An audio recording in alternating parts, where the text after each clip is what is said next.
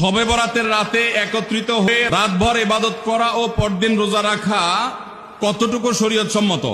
ভাইরা আমার, শবে বরাত উপলক্ষে রাতভর একত্রিত হয়ে মসজিদে ইবাদত বন্দেগী করা কোনো হাদিস দ্বারা প্রমাণিত নয়।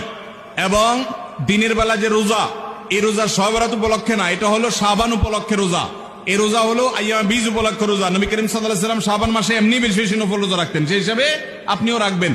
আবার আইয়াম 20, 13, 14, 15 রোজা রাখতেন, সেই হিসাবে রাখবেন। আপনি আল্লাহর ক্ষমা, এই রাতে আল্লাহ তাআলা বান্দাকে সাধারণ ক্ষমা ঘোষণা করেন, হিংসুক ছাড়া, মুশরিক ছাড়া। এই রাতের এই ফজিলত পাওয়ার জন্য আপনি চেষ্টা করলে সেটা ভালো, আল্লাহর কাছে ক্ষমা লাভের চেষ্টা করবেন, কিন্তু বেদাতি কোনো পন্থায় না। অনেকে বলে যে এত রাকাত নামাজ, অমুকটা অত সূরা এত রাকাতে পড়তে হবে, এগুলা মন গড়া কথাবার্তা, এগুলার কোনো ভিত্তি কোরআন হাদিসে নাই। আবার অনেকে মনে করে হালুয়া রুটি খাইতে হবে, আতশবাজি করতে হবে, আলোকসজ্জা করতে হবে। শবে বরাতকে কেন্দ্র করে যা হয় তার বেশিরভাগই বেদাত এবং ভুয়া, মন গড়া ভিত্তি, এগুলার কোনো অস্তিত্ব কোরআন হাদিসে পাওয়া যায়। আল্লাহ আমাদের সবাইকে সুন্নাহ মেনে চলার তৌফিক দান করুন। আমরা সুন্নাহ মেনে চলবো। শাবান মাসের সবচেয়ে বড় আমল হলো নফল রোজা রাখা। বেশি বেশি রাখবো তো ইনশাআল্লাহ।